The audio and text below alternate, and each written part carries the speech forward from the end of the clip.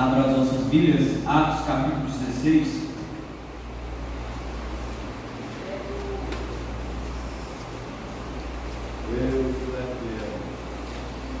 Atos capítulo 16, versículo de número 9, e logo após nós vamos ler o versículo de número 25 a seguir. Todos encontraram, amém? Nos diz a palavra do Senhor. Versículo 9. E Paulo teve de noite uma visão em que apresentava o varão da Macedônia e lhe rogava, dizendo: passa a Macedônia e ajuda-nos. A partir do versículo 25. Perto da meia-noite, Paulo e Silas oravam, cantavam hinos a Deus, e outros presos escutavam. E de repente sobreveio um tão grande terremoto que os alicerces do cárcere se moveram, e logo se abriram todas as portas e foram soltas todas as prisões de todos. Acordando o carcereiro e vendo as portas abertas da prisão, tirou a espada e quis matar-se, cuidando que os presos já tinham fugido. Mas Paulo clamou com grande voz, dizendo: não te faças nenhum mal, que é aqui todos estamos. E pedindo luz, saltando dentro e todo trêmulo, se prostrou ante Paulo e Silas. E tirando para fora, disse: senhores, o que é necessário que eu faça para me salvar? E eles lhe disseram: crê no Senhor Jesus Cristo e serás salvo tu e a tua casa. Amém.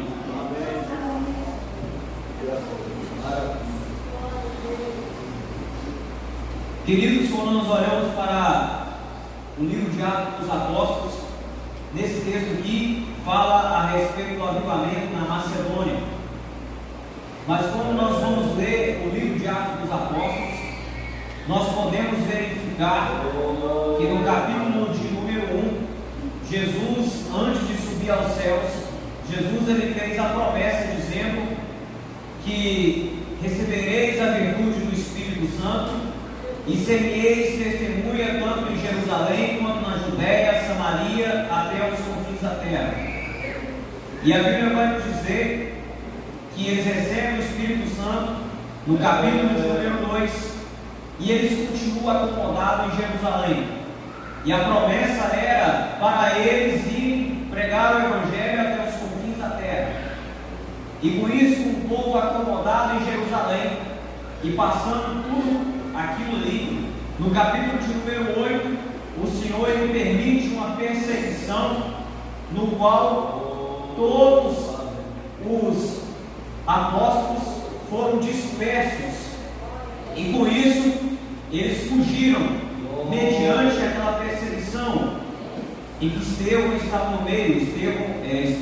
Em que Estevão acabou sendo morto antes, e aconteceu aquela perseguição em que o próprio Paulo, que era Saulo, porque Paulo é nome de cidadão romano, Saulo, ele perseguiu aquele povo, e aquilo ali ocorreu a dispersação dos apóstolos. E o que acontece é o seguinte: foi passando o tempo, Saulo foi salvo, Jesus salvou Saulo, e com isso, Paulo, no capítulo 13, Paulo foi para Antioquia. Paulo estava começando o seu ministério, foi para Antioquia. A Bíblia diz que a igreja de Antioquia colocou Paulo e Barnabé para estar fazendo uma viagem missionária, para estar pregando o Evangelho. E a Bíblia vai nos dizer em que acontece um desentendimento entre Paulo e Barnabé, porque por ser igreja primitiva também tinha os seus erros, também tinha pessoas problemáticas, irmão. Pelo fato que era igreja primitiva, era pelo fato que era tudo perfeito. Não, tinha pessoas problemáticas. Mas do mesmo jeito, aqui também tem. Como todo lugar, toda igreja tem os seus problemas. Mas sabe de uma coisa? Nós não podemos tirar o nosso olho de Cristo. Mediante tudo, nós não podemos deixar de tirarmos o olho de Cristo. Porque a igreja tem seus problemas, acontecem desentendimentos, mas nós temos que seguir, prosseguindo para o alvo pelo prêmio da soberana vocação de Cristo Jesus. E a Bíblia diz que aconteceu o desentendimento entre Paulo e Barnabé, aconteceu aquele desentendimento e eles se separaram, porque eles não estavam se dando mais certo. E a Bíblia vai nos dizer que Paulo agora vai se ajuntar com Silas. No final do capítulo 15, Paulo se ajunta com Silas para iniciar mais uma viagem missionária. E agora no início do capítulo 16, a Bíblia vai nos dizer que eles chegaram a Derbe e Listra. E ali eles encontraram Timóteo. E aí Paulo chama Timóteo para o ministério. Ele encontrou Timóteo, viu Timóteo, encontrou ele, chamou ele para o ministério. A Bíblia diz que Paulo, ele tentou pregar o Evangelho na Frígia e na Galácia. Mas a Bíblia, na Frígia, na província da Galácia e também na Mísia. Mas a Bíblia diz que o Espírito Santo impediu Paulo de ir para esses lugares. O Espírito do Senhor impediu Paulo de ir para esses lugares. Porque tudo está dentro do propósito de Deus. Tudo na nossa vida, tudo que nós fazemos para a obra de Deus, ou talvez até na nossa vida cotidiana, porque nós estamos debaixo da potente mão de Deus. Tudo é de acordo com o propósito de Deus. Porque quando nós olhamos lá no início do capítulo 8, Deus permitiu aquela perseguição para o povo sair daquele comodismo e ir pregar o Evangelho. O Espírito Santo estava no controle de tudo. E agora no capítulo 16, Paulo tentando pregar o Evangelho na Mísia e na Frígia, o Espírito Santo impede ele de pregar o Evangelho lá. Mas sabe de uma coisa? Tudo tem o seu propósito. Nada foge do propósito de Deus. Tudo está dentro. Não importa. Ah, mas Deus me permitiu ir para tal lugar. É porque não é propósito de Deus.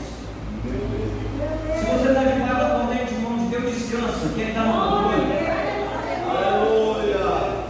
Ah, mas não está dando certo isso aqui. Não é propósito de Deus. Se você decidiu andar com Cristo, você tem que ir onde Ele mandar você ir.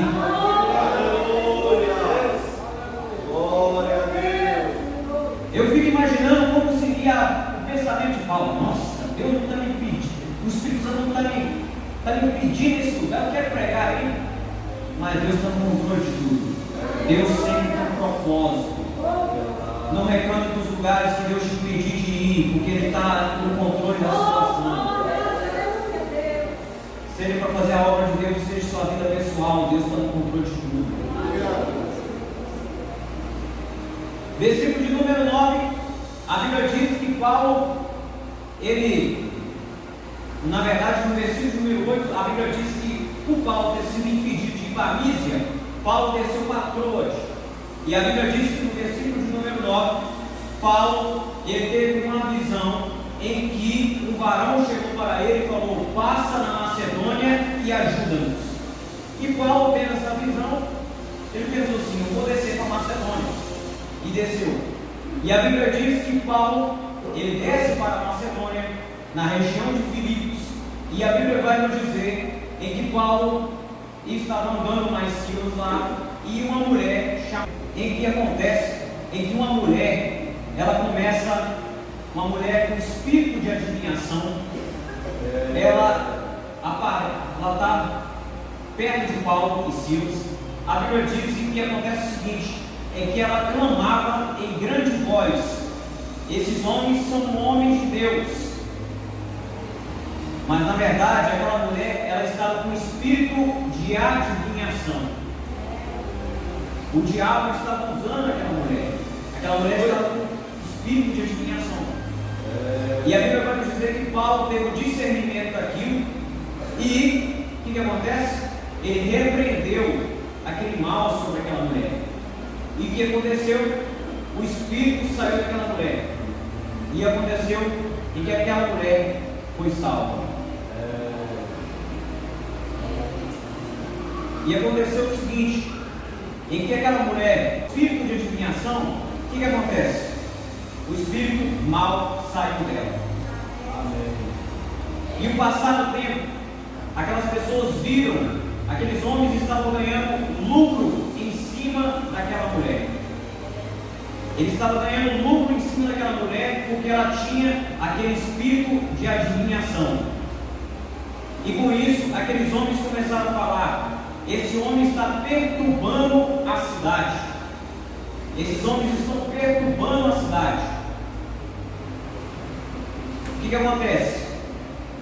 Por ele estar perturbando a cidade, Paulo, ele foi açoitado nas Silas e foi jogado no cárcere. Eles foram considerados como perturbadores da cidade, porque essa mulher foi liberta do espírito imundo. E nos dias de hoje não são diferentes. Nos dias de hoje não são diferentes. Podemos pregar contra o pecado e não somos considerados como errados. Nós podemos pregar contra o pecado, mas somos considerados errados. Hoje em dia o certo é o errado e o errado é o certo. Mas nós somos chamados por Deus. Nós precisamos, independente da circunstância, não deixar de pregar o Evangelho do Senhor Jesus. Não deixar de repreender o mal que assola hoje. Porque o Senhor veio para desfazer as obras do diabo. E nós somos chamados para desfazer as obras do diabo através da obra de Deus. Essa mulher aqui, ela foi liberta. E com isso aqueles homens condenaram, porque aqueles homens estavam ganhando lucro com aquela mulher, porque aquela mulher estava adivinhando, ela estava com aquele espírito de adivinhação. E eles foram considerados como perturbadores da cidade. E a Bíblia diz que eles foram jogados para a prisão. Imagina para você ver, ser jogado para a prisão. Porque o Evangelho ele não te promete vida fácil. O Evangelho, ele te promete vida complicada. O Evangelho te promete vida carregando a cruz de Cristo. A Bíblia vai nos dizer que nós somos chamados por Deus para nós vivermos, para nós padecermos por Cristo.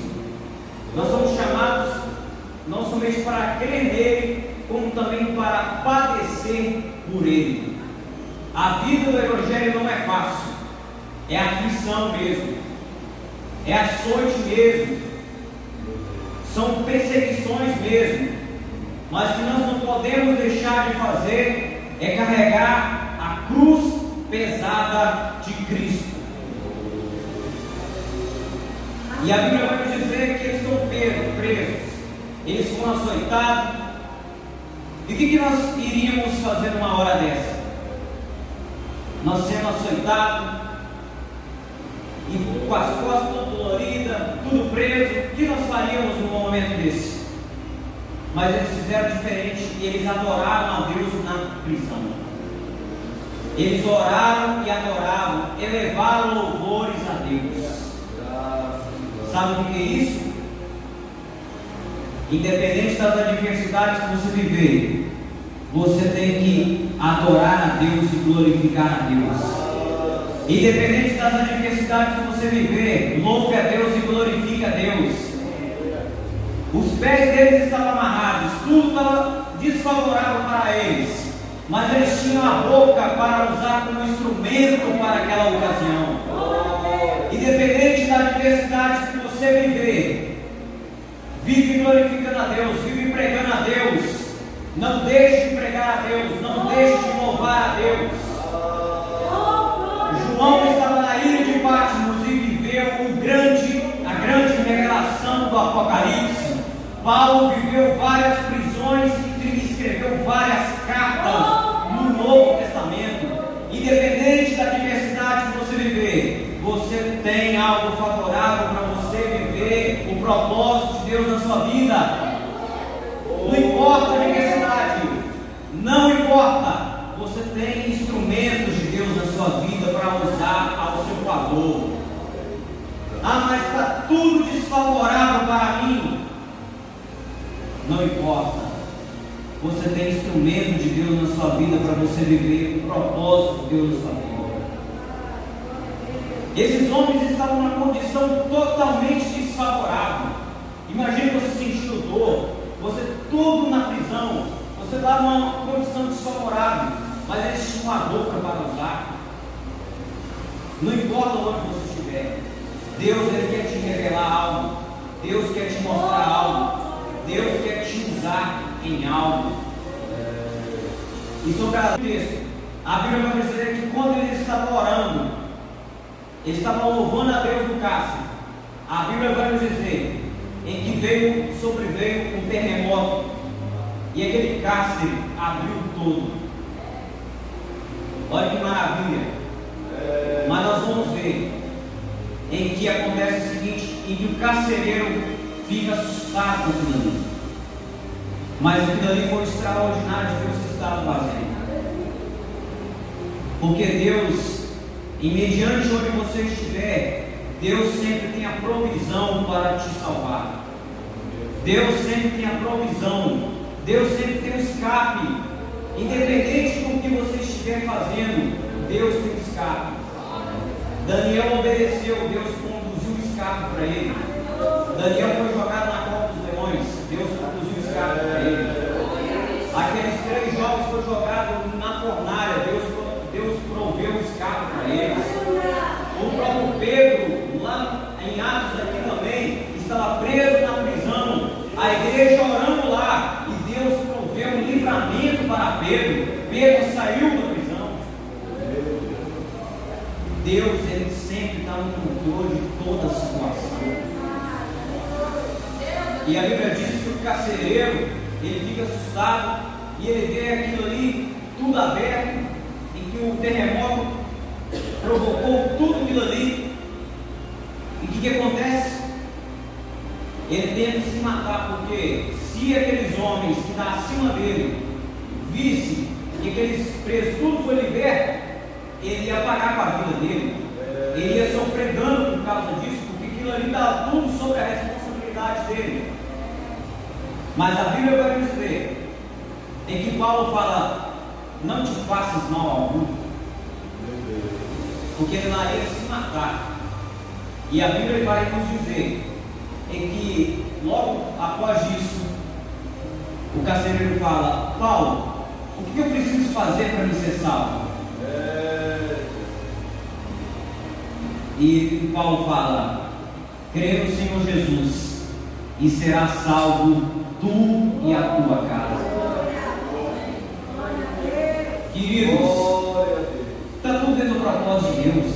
Imagina para você ver se Deus permitisse Paulo para Mísia e para Frígia. O carcereiro não teria sido liberto, e nessa mulher com espírito de adivinhação teria sido liberto, porque tudo estava enquadrado no propósito de Deus. É porque carcereiro estava na mão de Deus para ser salvo, e essa mulher de adivinhação foi liberta.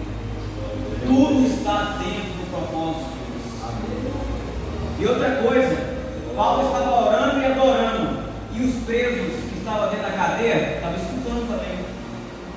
Independente de onde você estiver, tem gente escutando o que você está falando, tem gente observando o seu comportamento como cristão, tem gente observando como você é na vida espiritual. Paulo diz que nós somos carta lida por mãos de homens. As pessoas estão lendo as nossas vidas para ver como é que nós estamos de verdade com Deus.